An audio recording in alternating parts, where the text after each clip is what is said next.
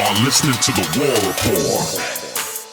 Hold on, wait. Before we get to the giveaway, because I've been holding something for 30 minutes. Okay. You gotta go pee? Yeah, right.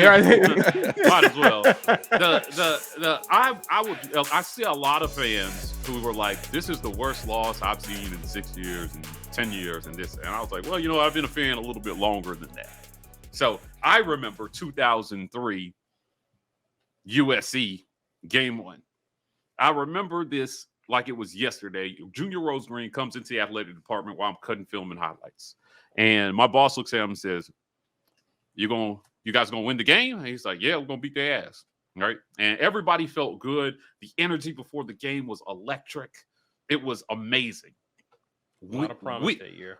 Preseason number 6. USC came in 17. We didn't score a point in that game.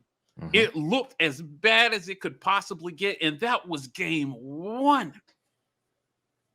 These kind of beatdowns happen. That team still went on, pulled it together to win 8 games. Right? The Knowles Minger offense disaster that was, it happens. And we almost fired that coach. People were done with Tuberville that season. And he found a way to pull out some late season wins and get 8 games. Or 2004 never happens. Never happens. So I'm not saying that this staff will do that. So that everybody says, oh, you're saying it, blah, blah, blah. Well, listen, at the end of the day, nobody after USC that year thought the rest of that season was possible. Nobody. And if you say you were one of those people, you're practicing revisionist history.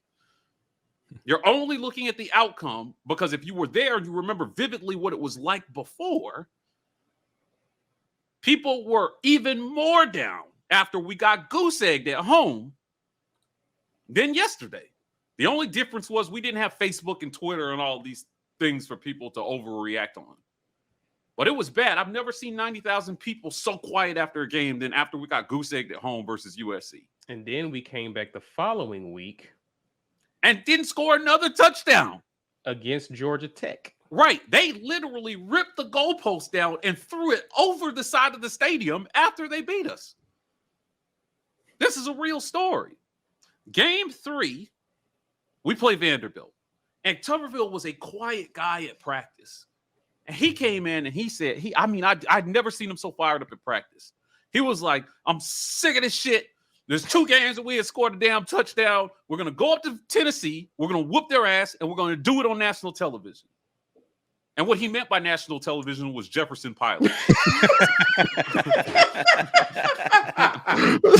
Which was the worst.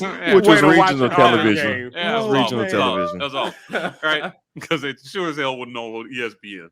But they won that game. I remember Jarris McIntyre bounced off a guy to score the first touchdown of the season.